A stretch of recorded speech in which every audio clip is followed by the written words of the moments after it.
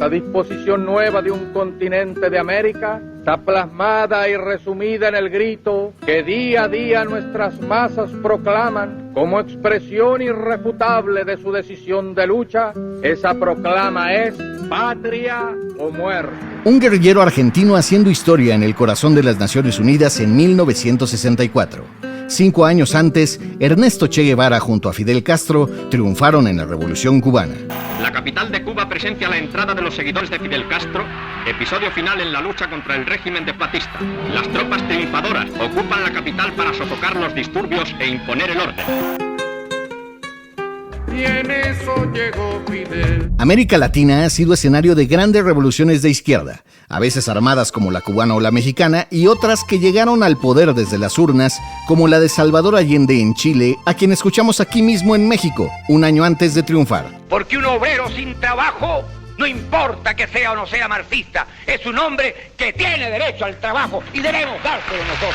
Otras, como la Revolución del 43 en Argentina, que con el tiempo dio origen al peronismo. Aunque hoy, 80 años después, las cosas son muy distintas. Hola a todos, yo soy el León. Javier Milei. ¿Sabés qué es esto, hijo de p***? La bandera anarcocapitalista, la bandera de los liberales libertarios. El amarillo tiene que ver con la capacidad de generar riqueza, es decir, el oro, y el negro con la anarquía. Son derechas que plantean un desafío a las tradiciones de izquierda en América Latina porque comparten una causa común, que es combatir lo que ellos llaman el marxismo cultural, que es una ideología muy difusa. Rafael Rojas es experto en izquierdas latinoamericanas. Es como meter todas las izquierdas en una sola y combatirlas, ¿no? Exacto, y combatirlas, creando por lo general una caricatura, ¿no? Se identifican a todas las izquierdas latinoamericanas gobernantes con algo que se llama el castrochavismo. Que es una caricatura que ha llegado aquí mismo a México, sobre todo en época de elecciones. Rafael es autor del libro El árbol de las revoluciones. Árbol que tiene un tronco que... Si hubiera que elegir, sin duda sería México.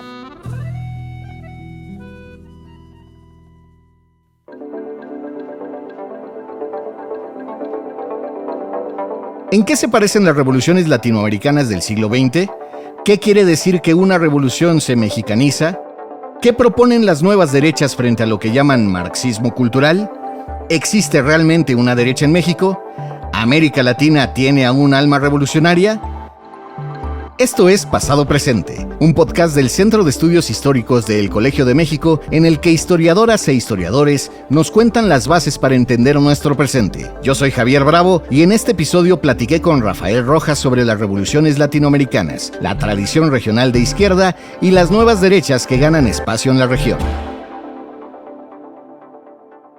Mi nombre es Rafael Rojas, soy profesor e investigador del Centro de Estudios Históricos del Colegio de México y actualmente director de la revista Historia Mexicana, que edita el Centro de Estudios Históricos del Colegio de México. Rafael, pues arrancamos con la actualidad del continente, de Latinoamérica sobre todo, donde vemos una derecha que está ganando terreno. ¿Crees tú que eso, de cierta manera, vaya en contra de una tradición de izquierdas latinoamericana? Bueno, sí, definitivamente sí, no solo por el carácter cíclico o pendular que tiene el ascenso de estas derechas, sino por el hecho de que son derechas nuevas, son derechas que difícilmente podríamos enmarcar en el horizonte o el paradigma neoliberal de las transiciones democráticas de fines del siglo XX. Estas son derechas más extremistas, más radicales.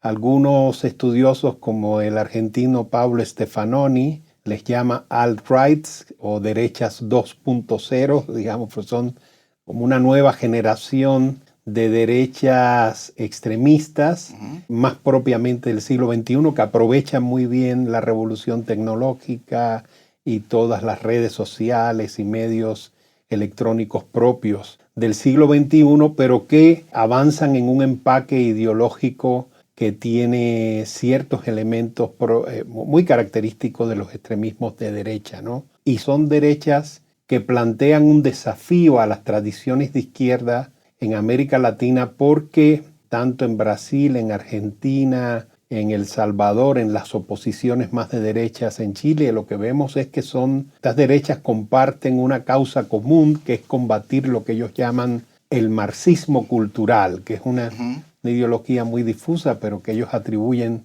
fundamentalmente a la influencia de Antonio Gramsci, el marxista italiano, y que ven relacionadas con la defensa del multiculturalismo, de las identidades o alteridades, ¿verdad?, civiles propias de este mundo tan heterogéneo del siglo XXI, y todo eso lo mezclan con una especie de nuevo macartismo que va en contra de todos los tipos de izquierda, ¿verdad?, que son muchas, lo mismo de las izquierdas populistas, nacionalistas revolucionarias, socialistas democráticas, que las comunistas, que en efecto quedan, pero son minorías en la mayoría de los países de la región. Ahora, esa diversidad de las izquierdas se disuelve en este discurso, en este nuevo macartismo de la derecha radical en América Latina. Es como meter todas las izquierdas en una sola y combatirlas, ¿no? Exacto, y combatirlas, creando por lo general una caricatura. Por ejemplo, en algunos países se identifican a todas las izquierdas latinoamericanas gobernantes con algo que se llama el castrochavismo, que sería, digamos, una mezcla del proyecto cubano con el proyecto venezolano, que como sabemos, en algún momento sí hubo mucha intimidad entre esos dos gobiernos en tiempos de Fidel Castro y de Hugo Chávez, pero las cosas han cambiado muchísimo. Ya no es la misma relación actualmente entre Venezuela y Cuba, pero además las izquierdas en el poder se han diversificado muchísimo. Están esas izquierdas, podríamos llamar, más bolivarianas, ligadas justamente a la Alianza Bolivariana, que es un foro regional y geopolítico que existe, pero hay otras izquierdas más inscritas en lo que se conoce como el nuevo progresismo, ¿no? Gabriel Boric en Chile, Gustavo Petro en Colombia, Andrés Manuel López Obrador en México, más o menos, aunque tiene, digamos que su ubicación dentro de esos nuevos progresismos tiene sus peculiaridades, podríamos decir, ¿no? Pero bueno, este tipo de derecha nueva no admite esa heterogeneidad y produce en efecto una caricatura unificadora de todo lo que sería la izquierda latinoamericana actual. Claro. Me llama la atención en tu libro, El árbol de las revoluciones, Sí. ¿Cuál sería el tronco, no? Porque de repente uno piensa en México como el origen, ¿no?, de todo esto, y tú mismo lo tomas como la primera gran revolución de Latinoamérica, ¿no? ¿Sí sería este tronco? Sí, mira, era inevitable que la metáfora generara esa interpretación, que claro, tanto en este libro, El árbol de las revoluciones, como en otro que se titula La epopeya del sentido, sobre unos estudios sobre el concepto de revolución en México, trato de explicar que en efecto en la primera mitad del siglo XX, si hubiera que elegir un árbol de la tradición revolucionaria de esa centuria, sin duda sería México. Lo que sucede es que después, en la segunda mitad del siglo XX, ya con la Guerra Fría, hay momentos en que el referente cubano desplaza al mexicano con bastante claridad, sobre todo a partir del momento en que muchas izquierdas nacionalistas revolucionarias, populistas o socialistas no marxistas-leninistas o no comunistas se radicalizan por la vía marxista en buena medida por el impacto o la influencia de la Revolución Cubana. Y entonces allí hay, ¿no?, como una disputa un poco por el tronco del árbol de las revoluciones. Pero yo diría que para la primera mitad del siglo XX es incontrovertible esto. La mexicana es la primera de las revoluciones, es la que establece en el cuerpo programático de esa tradición revolucionaria del siglo XX temas como la reforma agraria, el control por parte del Estado de recursos económicos estratégicos, la defensa de la soberanía nacional y la autodeterminación de los pueblos como principio constitucional de la política exterior o de las relaciones exteriores, las campañas de alfabetización, las reformas educativas, la autonomía universitaria, las políticas culturales dinámicas, volcadas hacia los campos por medio de las misiones vasconcelistas. Todo eso fue la Revolución Mexicana. Se dice rápido y poco, pero fue realmente una revolución constitucional desde el punto de vista constitucional y programática en toda la región, porque fue un fenómeno que atrajo a los intelectuales, los políticos, los dirigentes campesinos y obreros, los sindicatos, los estudiantes, los universitarios en prácticamente toda la región. Es muy difícil encontrar un país latinoamericano donde no haya un eco o una resonancia del programa revolucionario mexicano en la primera mitad del siglo XX. Y no se trata únicamente de influencias. En el libro, en El Árbol de las Revoluciones, se habla también de conexiones directas que se dan muchas veces a través o de los viajes y de la propia diplomacia revolucionaria mexicana o de los refugios, o sea, esta condición de México como país refugio de tantos revolucionarios latinoamericanos o de intelectuales, mujeres y hombres, políticas y políticos que llegaban a México y se sumaban al proyecto mismo de la revolución, ¿no? Bueno, tenemos el caso, por ejemplo, de Gabriela Mistral, la gran poeta chilena, como misionera en tiempos de la cruzada vasconcelista. Víctor Raúl Haya de la Torre, el gran intelectual y político peruano, que fundó aquí en México hace justamente 100 años, se está celebrando el centenario justamente en estos días, de la fundación del APRA, de la Asociación para la Revolución de América, que se creó aquí en las oficinas de la Secretaría de Educación Pública que encabezaba José Vasconcelos bajo el gobierno de Álvaro Obregón. Y por ahí podríamos hacer una lista enorme de revolucionarios latinoamericanos o caribeños refugiados en México entre los años 20 y los 50 por lo menos, ¿verdad? Claro. Que hablan de este tipo de conexión más directa, ¿no? Ahorita que tocaste y mencionaste a Haya de la Torre, voy a brincar un poquito en el programa, pero cuando hablamos de revolución, inevitablemente pensamos en movimientos armados, ¿no? Pero Haya de la Torre nos enseña que también puede ser una revolución ideológica, ¿no? Más allá.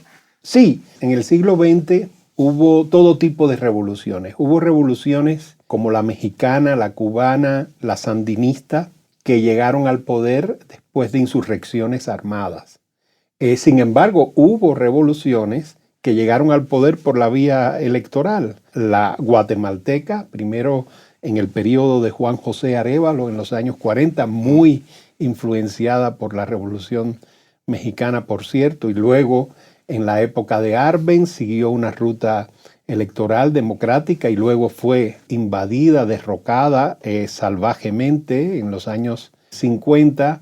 La boliviana también tuvo una ruta, podríamos decir, un tanto híbrida porque había un componente militar muy importante ahí, pero la llegada al poder del movimiento nacionalista revolucionario de Víctor Paz Estenssoro en el año 52 se hace por la ruta electoral democrática pacífica, y lo mismo podríamos decir de la revolución de Salvador Allende y Unidad Popular en Chile en 1971, que ya justo en esa época más intensa o caliente de la Guerra Fría fue impugnada o criticada como verdadera revolución porque dentro de las izquierdas marxistas era muy fuerte el paradigma del foco guerrillero o de la lucha armada. Sin embargo, yo creo que Allende y su grupo político e intelectual defendió muy bien la legitimidad del proceso chileno como revolución en aquellos debates de principios de los años 70. Es decir, que ha habido, ¿no?, ¿verdad?, revoluciones, sí, que llegan al poder de muy distintas vías, ¿no? Lo mismo podríamos decir para el caso de los populismos clásicos, ¿no?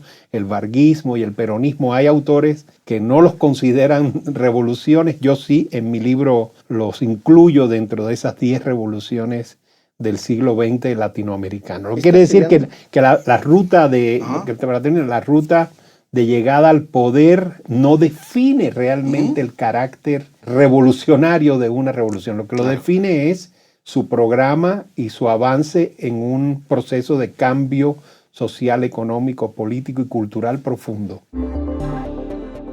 Salvador Allende fue el primer marxista electo en todo el mundo, pero su mandato en Chile duró poco menos de 3 años. Fue derrocado por un golpe militar el 11 de septiembre de 1973. Los siguientes 17 años, Chile fue gobernado por la dictadura encabezada por Augusto Pinochet. Algo que me llama la atención también es hablar del liberalismo como, de cierta manera, no parte de la izquierda, ¿no? Porque generalmente tendemos a pensar que el liberal es, por ende, de izquierda, ¿no? ¿Es falso esta afirmación? Naturalmente, heredamos del siglo XIX un liberalismo, podríamos decir, clásico, que es partidario de la división de poderes, del gobierno representativo, de lo que se llamaba en el siglo XIX los derechos naturales del hombre, que son las libertades públicas básicas, ¿verdad?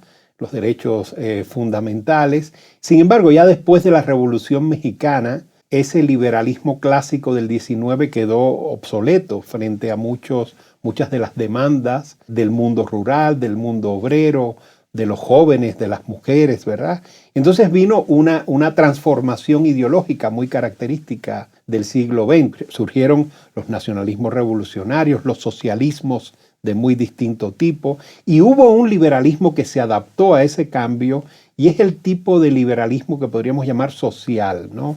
Que es muy común entre algunos ideólogos y algunas corrientes intelectuales del México revolucionario, del México cardenista y postcardenista, incluso dentro del partido hegemónico, lo que después sería el PRI. Siempre hay una corriente liberal social, una especie de izquierda liberal dentro del PRI. En otros países latinoamericanos también tenemos radicalizaciones de los liberalismos por la izquierda. Por ejemplo, en el caso de Colombia, Jorge Eliezer Gaitán, que yo cuento en el libro, hay un capítulo dedicado a él dentro de una sección que se llaman los populismos cívicos, o en el caso de Cuba, Eduardo Chivás, vendrían siendo como liberales sociales que se radicalizan y se vuelven revolucionarios, aunque siempre por la vía cívica, legalista y pacífica, ¿no? De hecho, el partido del que sale Jorge Eliezer Gaitán en Colombia a fines de los años 40 es el Partido Liberal Colombiano.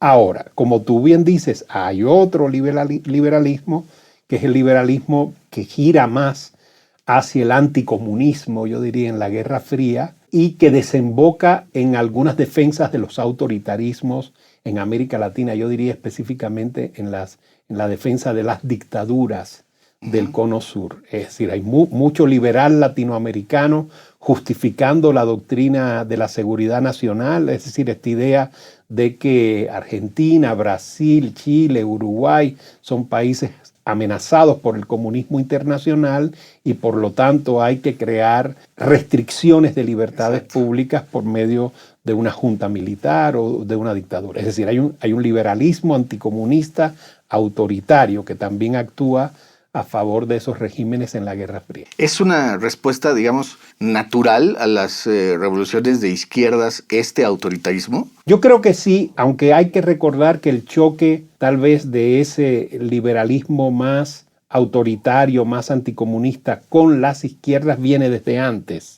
Se enfrentaron, por ejemplo, en Argentina en el año 55, cuando el golpe a Juan Domingo Perón, por ejemplo, o un poquito, más o menos en los mismos años, el año anterior, justo después del suicidio de Vargas, que hay una emergencia muy poderosa de ese tipo de derechas liberales. Allí se están enfrentando no necesariamente a izquierdas marxistas. Lo mismo podríamos decir para el golpe de Castillo Armas contra Jacobo Arbenz, también en la misma época en Guatemala. O sea, ese es un tipo de liberalismo anticomunista, autoritario, militarista, que lo mismo puede enfrentar una izquierda marxista que una izquierda que no sea marxista, es decir, una izquierda populista, nacionalista, revolucionaria que no esté, digamos, por una inscripción en el bloque soviético o por una suscripción de un programa comunista. Eso se vio. Lo que sucede es que después de la Revolución Cubana y la reproducción de tantas guerrillas marxistas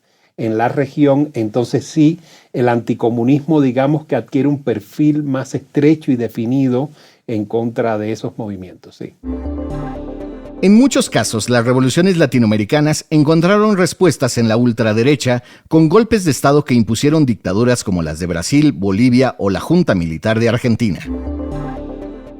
¿Cómo podemos definir el triunfo de una revolución? Por ejemplo, la mexicana o la cubana con respecto, no sé, a la revolución chilena, la de Allende. ¿Se puede definir cuándo gana una revolución, cuándo triunfa? Trato de no escoger esos términos un tanto deportivos, digamos, ¿no? De cuándo gana o cuándo tiene éxito una revolución. O sea, yo trato de localizar el momento en que la revolución se consolida como nuevo régimen, es decir, que el antiguo régimen ahora sí ha quedado atrás y se ha construido un nuevo Estado sobre bases legales, institucionales, normativas nuevas. Casi siempre cuando eso sucede tenemos una nueva constitución y esa constitución nos ayuda, ¿verdad?, a definir el diseño del nuevo Estado o del nuevo régimen.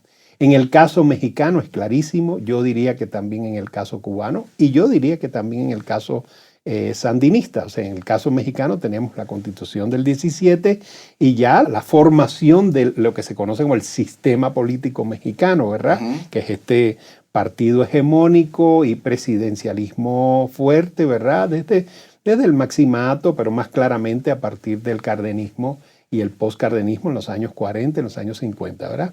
Luego, en Cuba, igual, demoró un poquito más. La Constitución cubana que da forma al nuevo Estado socialista se aprueba en 1976 y la revolución había triunfado en 1959. Hay periodos un poco oscilantes porque yo creo que dentro de la dirigencia revolucionaria cubana había diversas alternativas de socialismo hasta que al final triunfa, digamos, o se consolida una que era muy cercana, ¿verdad?, al modelo soviético, que es la que queda ahí consolidada. Pero, por ejemplo, en Nicaragua tenemos un buen caso. Yo creo que es una revolución que se consolida a pesar de las enormes dificultades que implicó para el Frente Sandinista enfrentar una guerra civil, ¿verdad?, con opositores respaldados desde Estados Unidos durante todos los años 80. Y con todos los problemas logran constituir un nuevo Estado, que es el que sale de la Constitución de 1987. Es un sistema, a diferencia del cubano y del mexicano también, pluripartidista, con una competitividad electoral y política muy grande, aunque con los rasgos sí de toda la tradición revolucionaria, ¿verdad? Combate al analfabetismo, reforma agraria, control por parte del Estado de recursos estratégicos, etc. Ahora, el elemento democrático, electoral, competitivo, fue realmente un riesgo para los sandinistas y en las primeras elecciones, en 1990, pierden el poder. Pero uno diría que la revolución fracasó porque los sandinistas perdieron el poder. No estoy tan seguro. Yo creo que la revolución triunfó y logró constituir un nuevo régimen y un nuevo Estado. Y una nueva forma. Una nueva forma de hacer, sí, exacto, sí. La revolución cubana impregna muchos otros revolucionarios, pero me llama la atención que después se mexicanizan las revoluciones. ¿A qué te refieres con esto? Bueno, no sé si uso el término, pero sí. Lo que trato de decir es que en el siglo XXI, después que se han repasado estas 10 revoluciones que, como vimos, tienen muchas rutas de acceso al poder o diversas formas de constitucionalización del nuevo régimen. Bueno, llegamos a una situación con la caída del muro de Berlín, la desaparición del bloque soviético y el fin, ¿verdad?, de este mundo bipolar o binario, en una primera etapa más unipolar o hegemonizado por los Estados Unidos y Occidente que otra cosa, más recientemente ya avanzando más hacia un mundo un poquito más multipolar, pero digamos que en los últimos 30 años, una sensación y un lugar común es que la tradición revolucionaria se ha agotado, es decir, que ya por lo menos en América Latina no tenemos casos de revoluciones como las que vimos en el siglo XX. Y yo lo que agrego ahí es la observación de que, bueno, aunque no se produzcan revoluciones parecidas a las del siglo XX, sí hay una gravitación simbólica enorme de la tradición revolucionaria del siglo XX en la legitimación de los gobiernos de izquierda, ¿verdad?, que llegan al poder y que ejercen el poder, ¿no?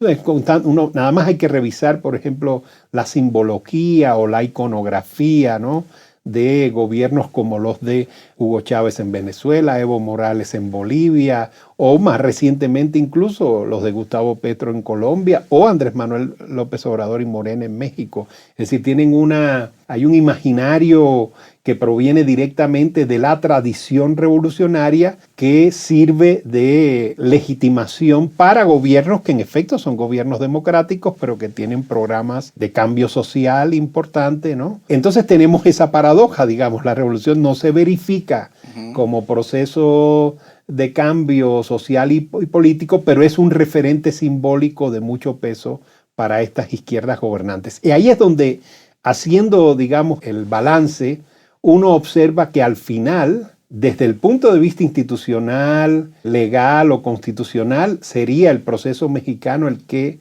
tendría mayores enseñanzas o mayor legado en estas nuevas izquierdas gobernantes. Porque uno ve que la mayoría de estas izquierdas gobernantes no está optando por la ruta cubana, digamos, estatalización total de la economía, control de la sociedad civil, creación de un partido comunista único con una ideología de Estado, la ideología marxista-leninista, ¿no? Digamos que los modelos que están adoptando las izquierdas gobernantes se parecen bastante más, yo creo, al proceso de institucionalización y democratización del sistema mexicano. ¿Por qué Latinoamérica, a pesar de esta tradición revolucionaria, tradición de izquierdas, digamos, da estos bandazos de repente en algunas épocas hacia la derecha, hacia otro tipo de regímenes? Muy buena pregunta, porque en efecto ha sido así. Así fue en el siglo XX y sobre todo en la Guerra Fría. Se vivió muy dramáticamente esa ondulación pendular terrible, porque se pasó en efecto de momentos de expansión insurreccional, sobre todo de las guerrillas, de corte marxista y de una situación revolucionaria bastante extendida, a dictaduras terribles. Las peores, yo creo, que se conocen en la historia de América Latina de 200 años, que están muy llenas de dictaduras. Pero esas dictaduras de la Guerra Fría, las dictaduras específicamente del Cono Sur, pero yo diría también de los Andes y del mundo centroamericano, fueron las más férreas y yo diría costosas, ¿no?, de la historia del autoritarismo en América Latina. Luego, en efecto, viene ese otro desplazamiento que es hacia las transiciones democráticas. Ahora sabemos que esas transiciones democráticas no fueron idílicas.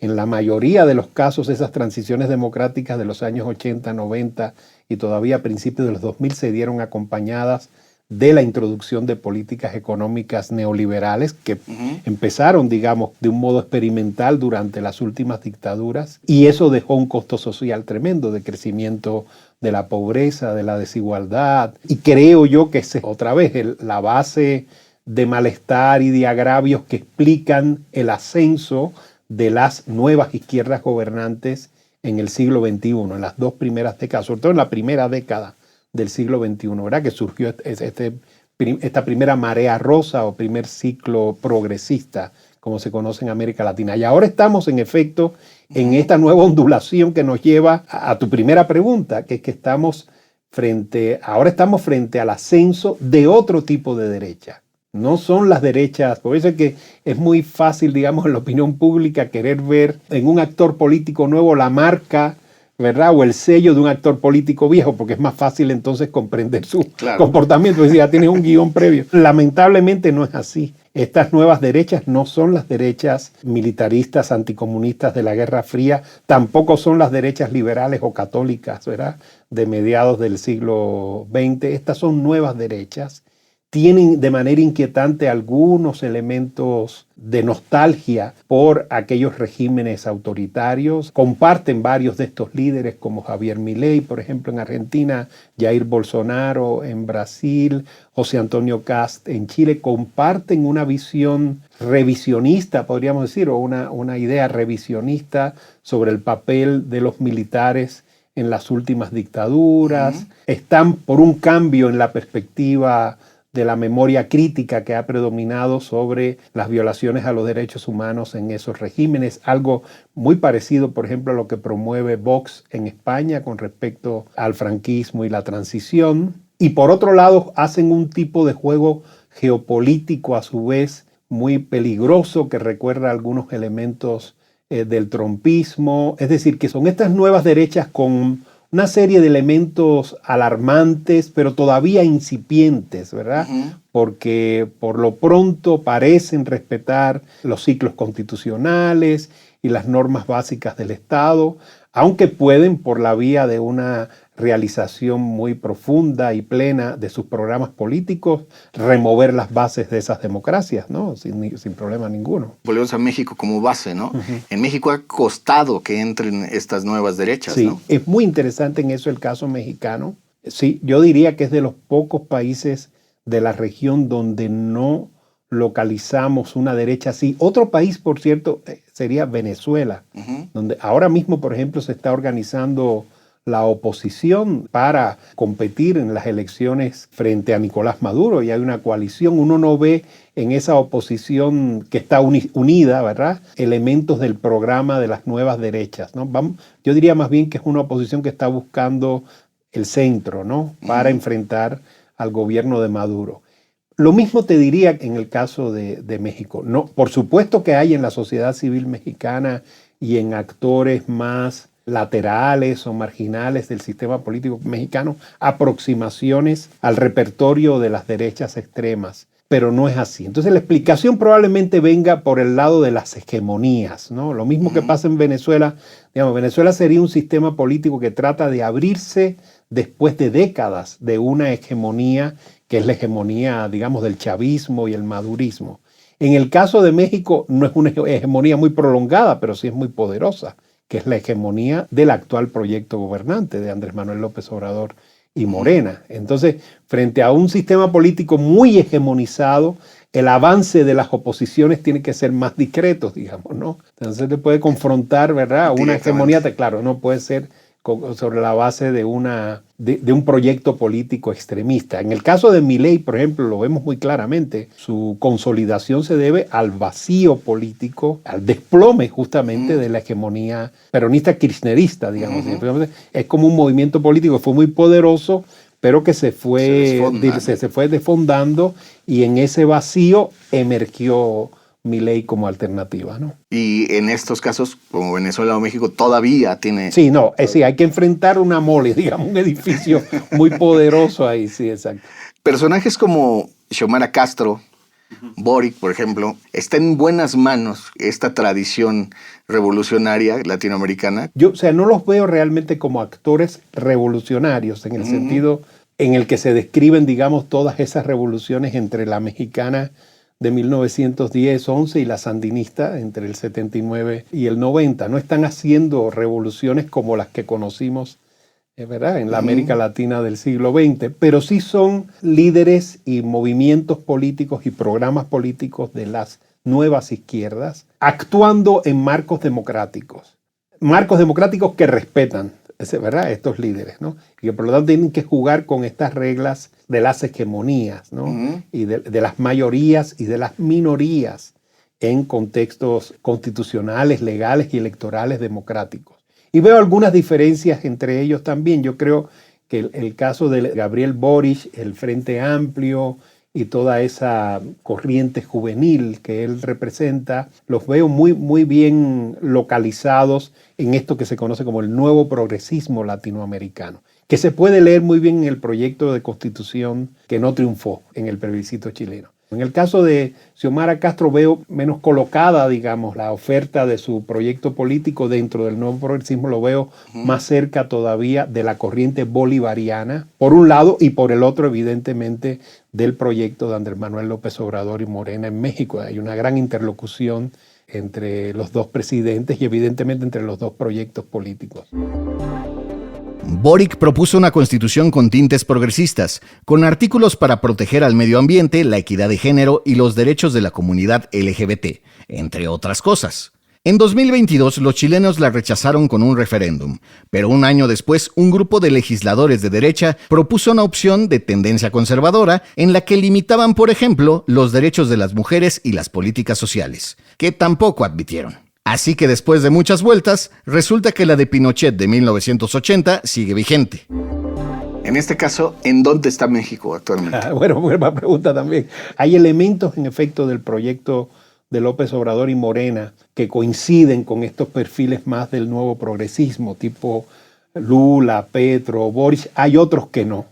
Hay otros, por ejemplo, en política exterior es una mezcla muy bizarra a este gobierno, porque por un lado apuesta a la integración con Estados Unidos y Canadá, algo que sería inconcebible en cualquiera de las otras dos izquierdas, digamos, la progresista o la bolivariana, sobre todo la bolivariana, que es antiimperialista, que lo que quiere más bien es al revés, lo que quiere es contrarrestar la hegemonía de Estados Unidos y Canadá. O sea que eso hace a México único, digamos, ¿no?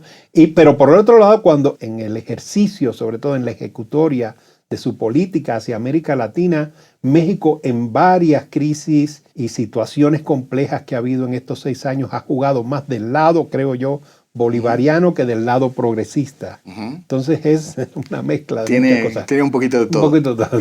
Y esto, bueno, es inevitable preguntarlo. ¿Sigue siendo América Latina un bastión para las ideologías de izquierda? Sí, definitivamente lo es, y para muchas ideologías de izquierda, como hemos comentado desde el principio. Es decir, yo creo que en eso la experiencia del siglo XX sigue siendo válida. El hecho de ser, ese siglo XX fue un laboratorio, América Latina, de muchos tipos de izquierdas y de muchas formas de cambiar el orden económico, social y político en las naciones y en el continente, porque también hay que recordar que otra característica de las izquierdas en el siglo XX siempre fue su dimensión transnacional, digamos, lo que, como estamos viendo aquí en México, ¿no? Lo que estaba pasando en Perú para Haya de la Torre o Mariátegui, ¿verdad? Era lo que estaba pasando en toda América Latina y por eso tenían tanto interés en la Revolución Mexicana. Bueno, yo creo que eso sigue siendo así, digamos, hay un internacionalismo muy propio, acentuado en las corrientes de las izquierdas. Y creo que sí, sigue siendo. ¿Por qué? La explicación un poco la podría dar el filósofo italiano Norberto Bobbio, ¿no? Donde quiera que haya una situación de desigualdad, injusticia, disparidad en el ingreso, desarrollo desigual, como decía Pablo González Casanova, ese tipo de desarrollo o colonización interna o desarrollo dispar dentro de un mismo país, donde quiera que haya esa falla estructural, ¿verdad? En la economía, en la sociedad o en la política de un país, emergen los movimientos sociales de izquierda. Esto fue Pasado Presente, Historia en Podcast. Muchas gracias por escucharnos. Yo soy Javier Bravo. Este podcast fue producido por Quisaya Estudios para el Centro de Estudios Históricos del Colegio de México. Lucina Melesio es directora y productora ejecutiva. Paula Vilella coordinó la producción y ambos estuvimos en la edición. En la producción estuvieron Carla Benítez y Laura Silverio. El guión es mío. El diseño sonoro y la mezcla son de Carlos Jorge García y Tiger Love. La grabación de la entrevista estuvo a cargo de la Coordinación de Educación Digital del Colegio de México. Queremos agradecer a Rafael Rojas por su participación en este episodio. Hasta la próxima.